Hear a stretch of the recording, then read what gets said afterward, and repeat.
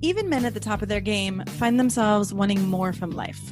Whether it's more meaning, unshakable confidence, a bigger impact, more money, deeper love, a hotter sex life, or a powerful legacy. Find out how good your life can be on this episode of Man Alive. Also, as I've supported men in their love and work lives for 15 years now, many men ask for the right words to say to be more successful, attractive, and desirable. But I found it's not so simple as giving scripts or lines because every man is different. So giving words or scripts would be like giving a tall, thin man a shorter, wider man's pants, or vice versa. The words have to make sense for you and your personality, and there's so much happening beneath the surface that people are responding to. If you're interested in how to become a better lover and leader in your own unique way, go to shanajamescoaching.com/quiz, or you can text ALIVE to 44144. It only takes a couple minutes and you'll start to get an idea of how you can be both more respected and desired. After you fill it out, we can schedule a time to review your quiz and talk about your specific challenges and desires. So again, go to either shanajamescoaching.com/quiz or text ALIVE to 44144. That's ALIVE to 44144. Enjoy this episode of Man Alive. Hello and welcome to this episode of Man Alive. I'm so happy to be here today to talk about how to be a powerful man rather than a boy. And I'm here with Kenny Mamarella de Cruz. Welcome, Kenny. Hello. I feel like we've known each other for a long time. We've known each other for lifetimes. Get in there, don't we? Yeah. So it's like, yeah. We've met now. This is our second time, and immediately there's so much to talk about. And I feel really excited for this topic because I do not subscribe to the, be a man, man up, right? I don't imagine you do either. There's something about being a powerful man that we're going to get into around, the vulnerability and the emotionality and all of the realms of it. But when you started talking about the distinction between being a man versus a boy, it blew my mind. And I think there's going to be a lot, just so much valuable content for men here who want to grow and want to be stronger and better leaders and more powerful in their lives, and also don't want to have to subscribe to the man culture. Yeah. So let me give you a quick intro before we dive in, and then we'll dive into the topic. So Kenny is the man whisperer by Newsweek, who helps men achieve their life, relationship, and career goals. As a personal development consultant, Kenny runs workshops and sees individuals and couples, and he's been holding men's groups in London and online since 2002, and now teaches a men's group facilitator training workshop called Men Speak, right? Yep. Which I'm excited for you to share a little bit more about at the end too. And Kenny loves helping men and women gain the awareness and tools to consciously embody their potential and meet all of life's challenges. And you've been doing this for how many decades? At least since 2002, but something. 25 years? 80s. I started in the late 80s. Yeah, okay. It was unofficial. I was pretending not to. Right. But you just can't help it. Every time I talk to you, I'm like, clear, right? You just can't help but do what you do. So, the weird thing, the way it all started is I was working, marketing and publicity was my thing. And it was all for me about relationships and communication. Yes. And in a way you could say about the feel of things. But more than that, what I realized is it was about the frequency that goes out from individuals. You could say that a business is an extension of the person behind the business. And before there were two types of clients. For some reason, there was the type that would talk a lot about what's going on in their lives, etc., and the type that didn't. And I didn't necessarily ask or prefer one or the other. But I noticed that the ones that talked about themselves and somehow worked through their stuff, before we even put out the publicity, they attracted goodness. And I thought, well, what's this about? And, basically I knew what it was all about all along. It was about their frequency being fine-tuned about who they are. And how do you describe frequency? You're saying that a person actually knows who they are, what matters to them, and they're communicating that? If I'm going around the world with am I going to be rejected? Am I going to be found out? Am I going to be humiliated? Am I going to be seen as tough or handsome or rich? Am I going to be disposed of? Then I'm putting out lots of different questions and Yes. fears, and it's like all over the place. And people feel that, right? You and I both know that Exactly. people feel that. Exactly. Yes. Where if I have a certain sense of self, and it doesn't matter if that sense changes, and of course it's going to change because, people change, people grow. Yeah. Then I'm putting out an I am. So it's not giving power out for the approval and acceptance of other people. Okay, say that again. It's not giving power out Power for the out. approval and acceptance of others. Exactly. And that's what I am is. It's like, you tell me I'm okay. I will be whoever and whatever you want me to be. That's the am I going out. Yes. But once it comes from I am, Yes. which isn't power over anyone, it's a sense of self, then that's a much more fine-tuned frequency of this is who I am going out. Yes. The danger is not everyone might like you, but then most people don't like the am-Is that much anyway, because there's no one to have a relationship with anyway. Right. Well, when you're putting out the am I, and looking for someone else, right? It's like, if someone's trying to relate to you. Mm-hmm. Yeah. So this ties into our conversation though around being a man completely versus acting like a boy. So here's me spilling the beans on how to control and punish men.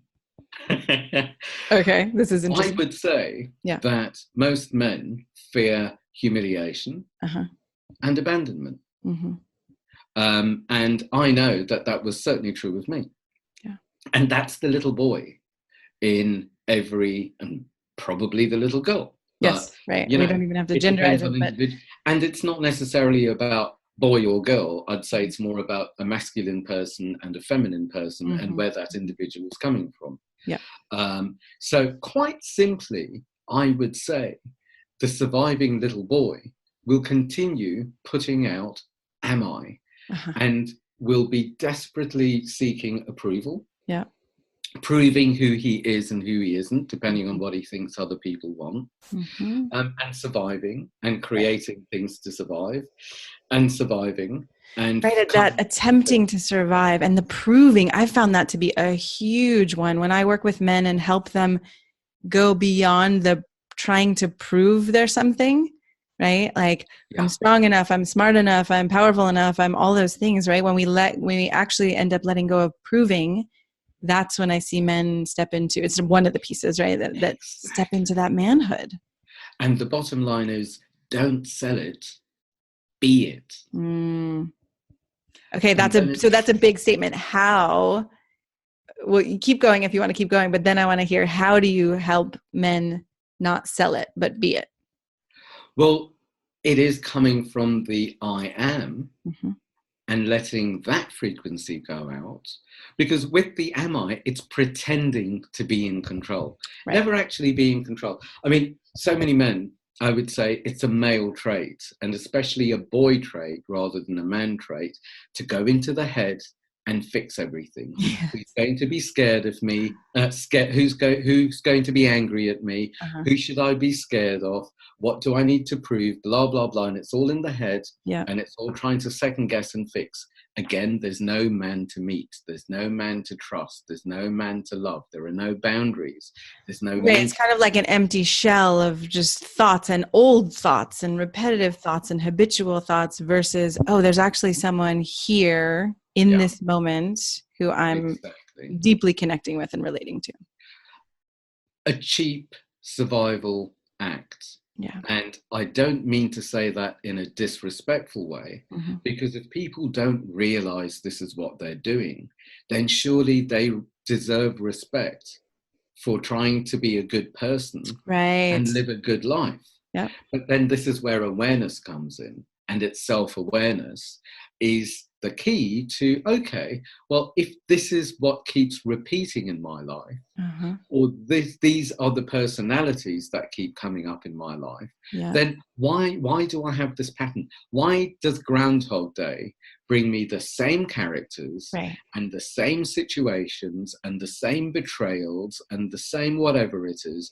Well, it's probably because I won't allow myself to live beyond my survival script. because that's vulnerable. Ooh, it is, right? It's vulnerable. It's risky. You don't know what's going to happen. It's like, Exactly. men who I work with who would love to do something different for a living and have a bigger impact. And yet what that demands is actually going out of the box, out of the comfort zone, letting go of the given or the stability, Yeah. and actually risking the unknown. Yeah. Yeah. So there are two things I want to say, and I'm going to name them so I don't Great. forget them. Great. One of them is the man and the boy, Yeah. where how the man shows up. Yes. And to allow the man to take power. Yeah. The second one is vulnerability, because it's not vulnerable to be a victim. The victim is generally in control of everyone and everything. So interesting. There's a lot more research and exploring I need to do around the victim, and because every time someone talks about the victim, I can feel this cringe in me. So it'll be good to hear from you. But I want to start with the man and the boy. And I know you have a couple principles or ways that boys act versus men act, and I'd love to hear those so we can dive into them.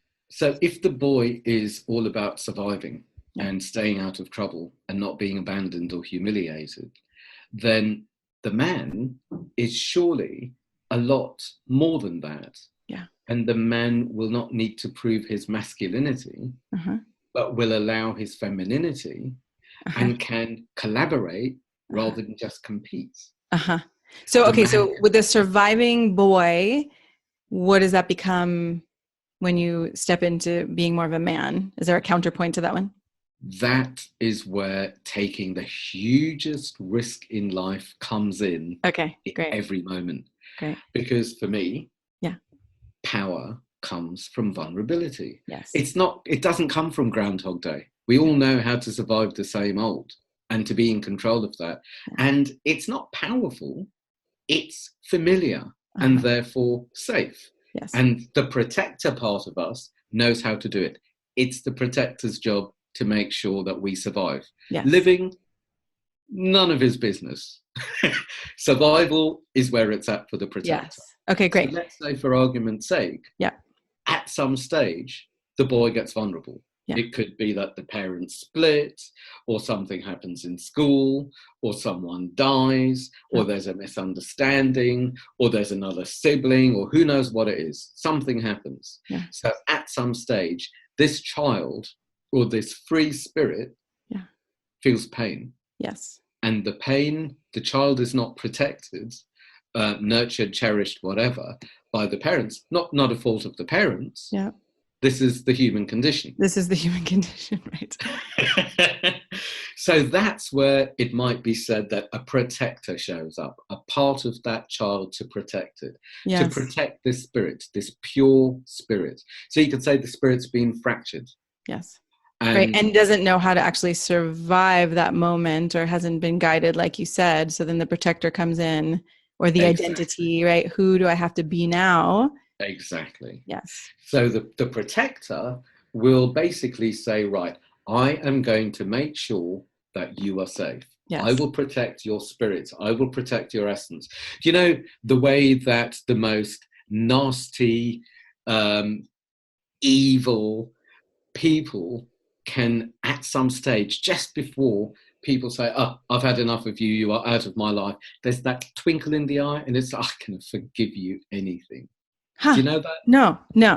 And so I just want to say, for those of you listening, you did air quotes around evil, but okay, say more what you mean, the twinkle in the eye. Sometimes there are people, it's like they'll push and there'll be abandonment or abuse or betrayal or whatever it is. Yep. And people go, oh, I can't deal with this anymore. I can't deal with this bad person.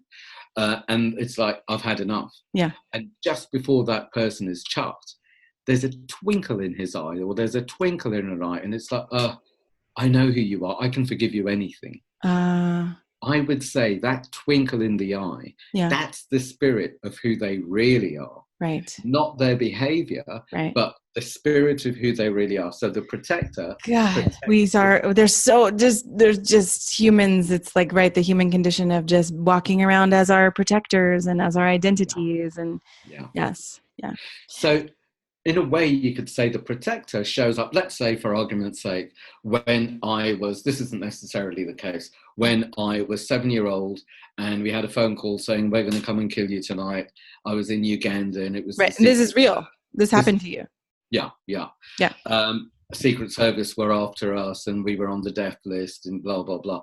So you could say that at 7, this protector showed up. Yes, of course. And this protector said, right, you are not going to touch the spirit of this child. Yes.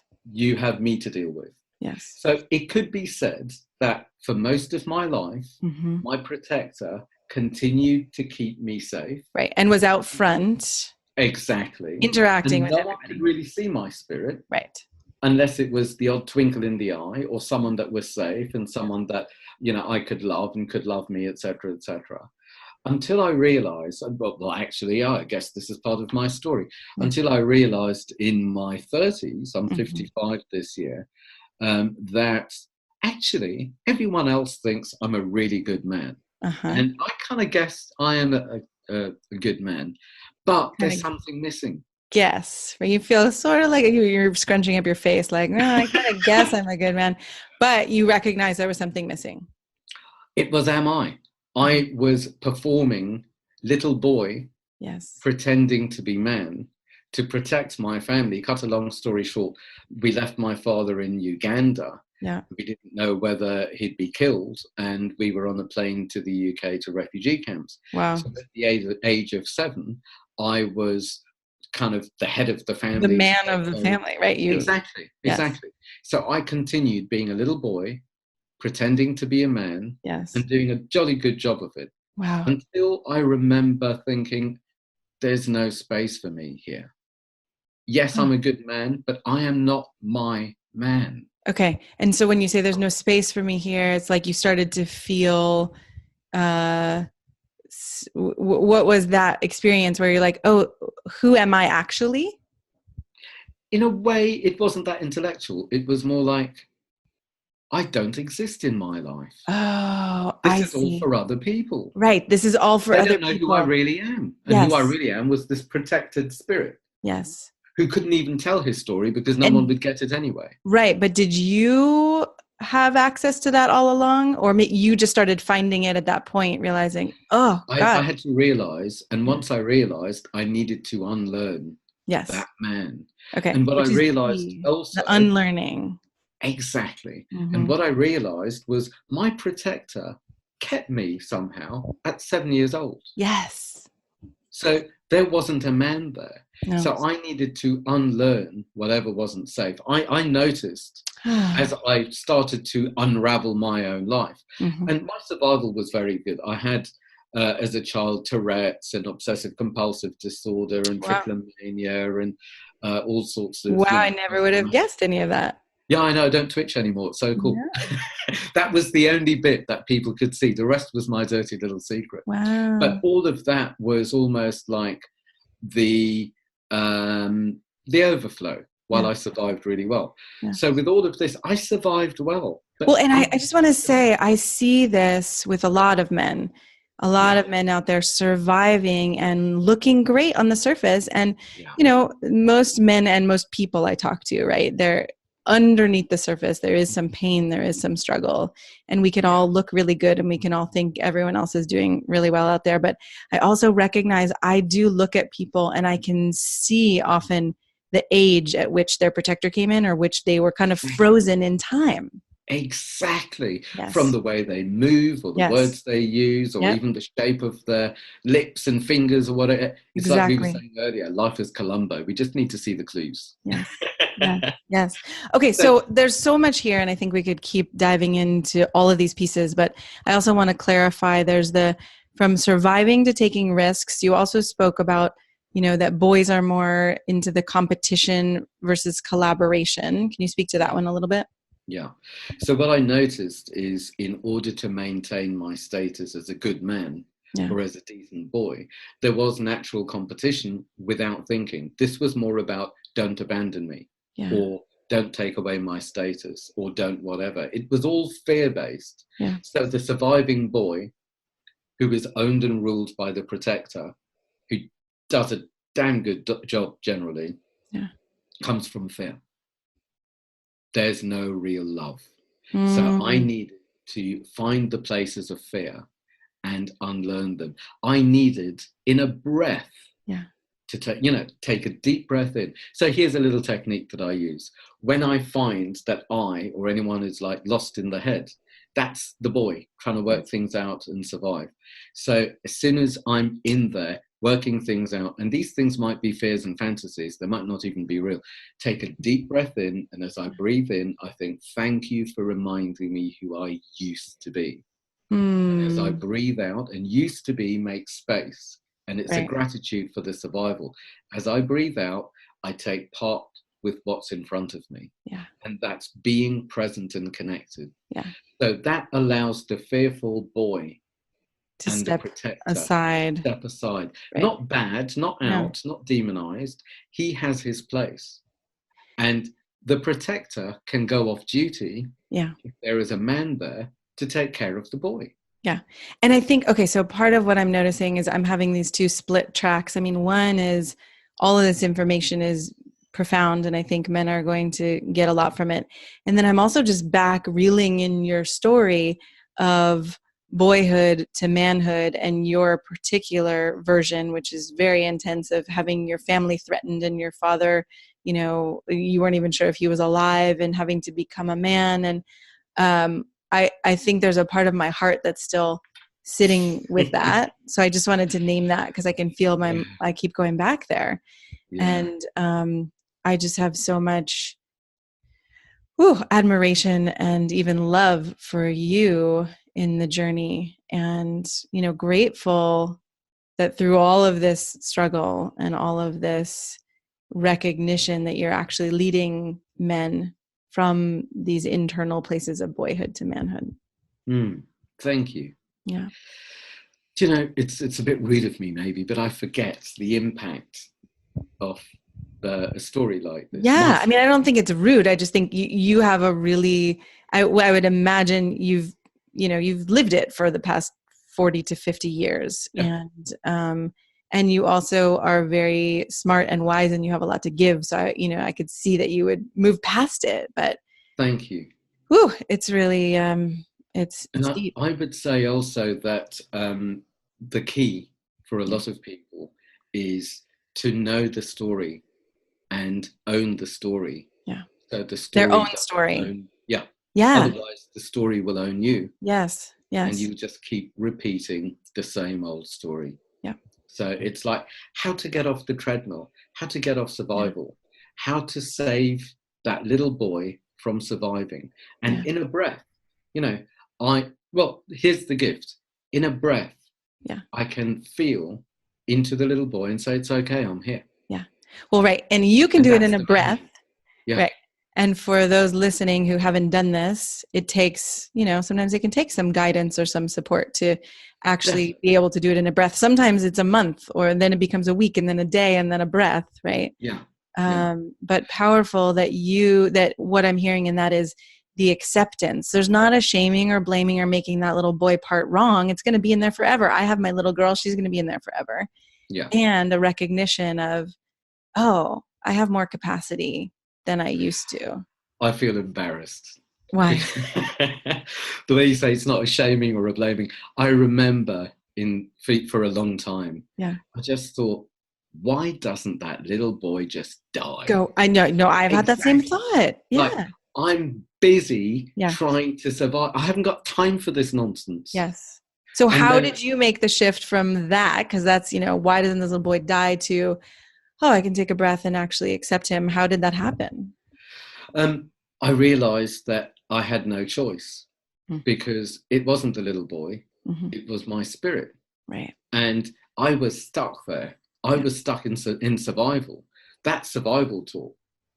As the man in me can basically, in a breath, say, it's okay, I've got it, I'm here. Then I'm not sending a boy to do a man's job. Right. I'm not pretending to be in control. Not only is he safe, Yeah. and there's space for me, rather than the protector dominating my life, there's space for me. But now I have a pure spirit that can guide me and Ooh. tell me where to go and who to trust and what's really going on. Yes. I love that. I've been playing with that recently, and I felt often guided throughout my life, but the past 5 or 6 years, I would say I was wondering, where did that guidance go? Things got a little more crunchy, and I just felt like, oh, it's not happening. And Yeah. recently that guidance has come back in, and what I'm noticing about it is how quiet it is Yeah. until I really start paying attention. It's like these little whispers from my soul or my spirit. And I think we are so, especially nowadays where there's the media and, constantly looking at our phones and advertisements, and we can read the news anywhere we are, we Yeah. don't actually make a lot of space for that quiet. This is where the man comes in, because the man includes the feminine, Uh-huh. and the feminine is receiving, Yeah. feeling, listening, responding rather than reacting. Okay, so that's another one. Responding, reacting is more the boy trait, responding Exactly. the man. Mm-hmm. Exactly. Mm-hmm. And it's in listening to life, or Yeah. listening to my feelings, or listening to what's going on, that I can truly be informed. Yeah. Where if I'm not listening, I mean, I believe that God will send me a clue, and then God will send me a loud clue, and then I might get a slap. And Like if I'm still a not bang over the head. what does he or she need to do for me to get the message? Well, I need to be quiet. I need to come from safety and from being, not from doing. The boy is doing. The And the man man is being. being. Mm-hmm. Exactly. Mm-hmm. And, it's almost like when I was that surviving boy that Yeah. everyone else respected, etc., there was no space for me. Right. And Right. there was no real safety, Yeah. Well, and because it was, go on. no, I was just thinking how that's one of the things I love in working with men is, um, yes, you can, be a more powerful leader. You can have a more powerful impact. You can love a woman or a man or whoever. But then what about you, right? Like, Yeah. where is the space for you and your true desires, and, what is meaningful for you? And I find that a lot of men give that up in an attempt to be either powerful, as Yeah. society calls it, or to be good or to be in service, to be a nice guy who is Yeah. in some ways trying to make up for men who've done shitty Puppy. things. A puppy. Yeah. And puppies are cute for a while. Yeah. Yeah. With that, I find that as I have become more self aware, Mm-hmm. the more I want out of life, the more life will show me, you want to go there, you want more, then release me. Yeah. What people often think is like, oh, what, more trouble? For me, I'm not sure it's more trouble. It's life saying, here's another part, release me. Now, what I Ah, don't like is the way a lot of people can be addicted to, let me find more trouble. Let me fix myself so I'm okay enough to take part in life. yeah. And again, a boy can't be in love. A man can be in love, because Mm. being in love is giving and receiving love. That's Yeah. vulnerable. Yes. Where I couldn't do that. I could give love, You could give. but I couldn't Yes. receive it. That's the other I thing could that I work do with love. men so much is, yes, like so many men, I have to stop them when I appreciate them or say something, and it's glossed over, and I'm like, did you hear what I said? What do you mean? Oh yeah, I heard you say that thing. And then it, like, when we actually slow it down, there's often tears and this opening in a way that's Yeah, never happened before of, exactly. You oh, get to touch their being. yes. They must feel safe with you for you to be able to go there with them. Good on you. Yeah. Yeah. So here's another trick with the breath, because for me, it's not about I will work hard and then I will play hard and I will stuff myself up. Then I'll go on a retreat, and then, Yeah. it's got to be in the moment. In the moment. Okay. So this is Yeah. like a consistent practice for you, not just, like Exactly. you said, It's a way in of life. one-offs. Yeah. No. And I find that if something comes up, Yeah. and life is saying, okay, you want more, you deal with this, so I will feel into it. And if I try to breathe, thank you for reminding me who I used to be, and it doesn't work, Yeah. then I need to follow where that breath takes me. And Uh-huh. that breath, that emotional thread, Yes. well, I'll tell you exactly where it took me, Yeah. because it's deeper and deeper and deeper. And I remember So the the willingness to time. follow that emotional thread. Exactly. Uh-huh. And my greed of Yeah. wanting more out of life and to take part in life more. So as I wanted more, it's like, okay, here's a block. And then I felt the block and I followed the feeling. And I thought, glamorous stories, refugee and this and that and whatever. I didn't feel them anymore. They didn't own me anymore. So where's this taking me? So I took a breath and it took me right back to the first tragedy that I didn't realize was the first tragedy. And Wow. that's when my cousins were sent to boarding school. Huh. And I must have been 3-4 years old. And it's like, oh my God. I mean, You even were talking about it heartbroken. now, it's like, I can feel it. Yeah. But yeah, that was the first absolute tragedy. My cousins who I loved were sent away. Where were they sent? My Right. What heart happened broke. to them? And then you didn't have them anymore. Exactly. Yeah. So I needed to claim myself. I needed to take care of my little boy through that. Uh-huh. Uh-huh. And to not make it okay, but get up to date. Make him safe again because Right. he wasn't safe. Right.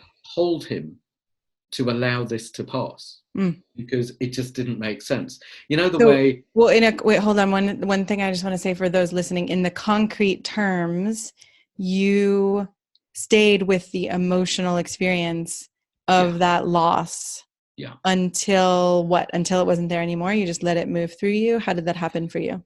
I find this is a line that my wife uses, and she keeps saying, "Don't quote me," because I'm sure it was someone famous.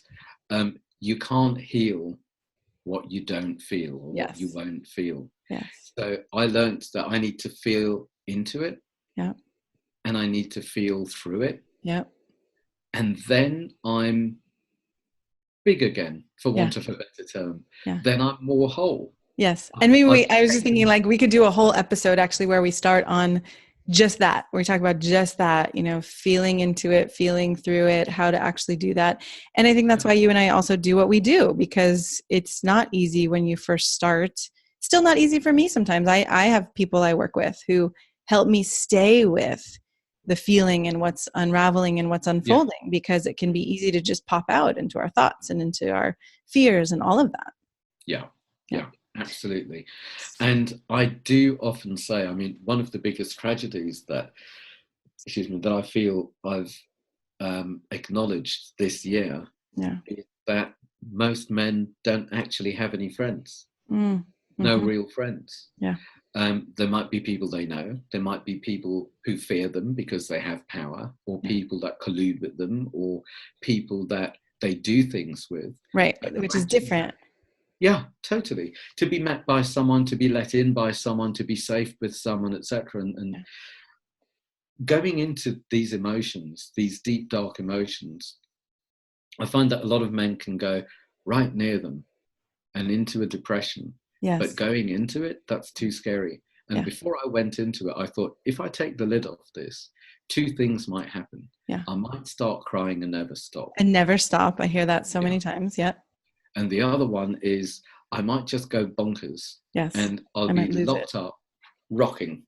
Yeah. And things will be going on in my head, but I'd be so disconnected from the outside world that they wouldn't know that there's someone alive in there. Right. And the But reality that you and I both know now through doing our own work and guiding people through it, right, is that that's usually the opposite of what happens. I mean, yeah, I can't say there's no one who's ever gone bonkers or cried forever, but I do know people, and I know myself, I've cried for every day for years at a time after certain pieces that I've, stumbled into or consciously chosen to look at emotionally. And I know men who've done the same thing, and that's okay too, that's a part of life and becoming a man. I think in the way that we're talking about is welcoming that as well.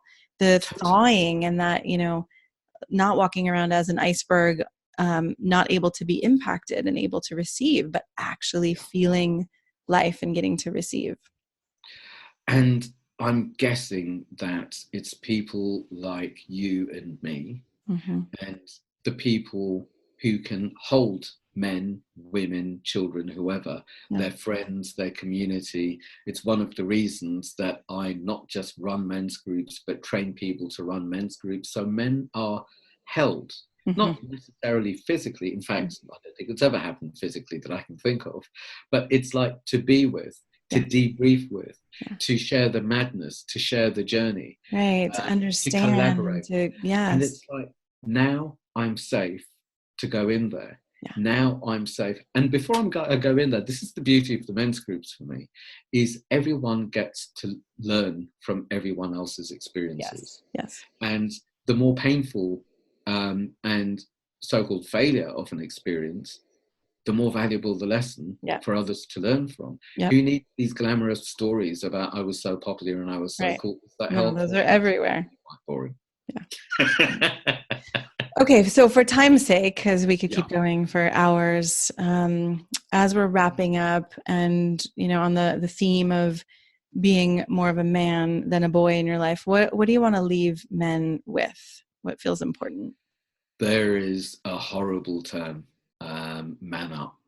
And I've taken that term and I've turned it around to man up and talk about it. And it could be talk to yourself. It could be write it out of you. It could be talk to a different part of you. It could be talk to a friend. It could be talk to a poor, unsuspecting lady on a park bench. It could be talking to your cat. But don't be it. Don't be alone in it. Exactly. Yeah. Man up is being vulnerable. Yeah. Not putting on a mask. It goes from masculine to masculine. Oh, that's a good one. How cheap is that? I like it. And I would say, be clear about the toxic masculine and the toxic feminine. If the toxic masculine is loud and it's there coming at you, then counterbalance it. And there is a time and a place for it. Maybe on the football pitch, maybe in a war zone. It's not all bad. There is a time and a place. And I would say what rules a lot of men is the so-called toxic feminine. And it's that fear of being abandoned, humiliated, withdrawn from. Even that judgmental look is enough to crumble the biggest muscles with the most money, and the chest beater can die with that one. It's powerful. And it's not that the toxic masculine has anything to do with the male and the toxic feminine has anything to do with the female. These are energies in men. We all have. Between. Exactly. And it's not fix it. It's not second guess it. It's be with it. Take a breath and respond to it. You are totally in charge of the way that you treat life.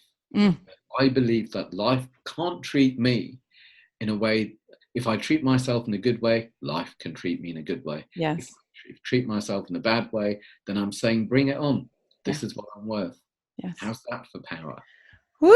Thank you. Thank you. Thank you. Thank you. I have deep gratitude for you. And I can't believe we just met, because I feel like I've known you forever. And I love how you speak about things, and I love what you're bringing to men. And I love your, simultaneous, the compassion and the strength and the calling out and the loving. And so thank you for being a man who is bringing all of that. Thank you for being a woman who is willing to meet us where we are. Thank you. And how can men find you? Where do you want them to go? themanwhisperer.co.uk is for my private work and videos and articles and whatever. But there's also mensgroups.co.uk. Okay. A charity I'm launching later this year is all about training people to hold their own groups, men, women, therapists, whoever it is, it really doesn't matter. Beautiful. But also on mensgroups.co.uk, you can download the ground rules, the check-in round, there are videos, and you can just hit the ground running. Awesome. Thank you so much. I'm so glad you joined us for today's episode of Man Alive. I hope you enjoyed our conversation and it gave you something to consider and explore in your life. If you like what you heard, I'd be so grateful for you to subscribe and write a quick review that helps men like you find us. And again, head over to shanajamescoaching.com/quiz or text the word ALIVE, ALIVE, to 44144 to get a sense of how you can become a better lover and leader. You'll start to see how you can be both more respected and desired in your unique and genuine way. If you don't feel as confident or as excited about life or love as you'd like to be, this quiz is a really great starting point and will guide you toward a more passionate love life and a more inspiring and successful career. So again, text ALIVE, ALIVE, to 44144 or head over to shanajamescoaching.com/quiz. Join us each week for a new episode of Man Alive.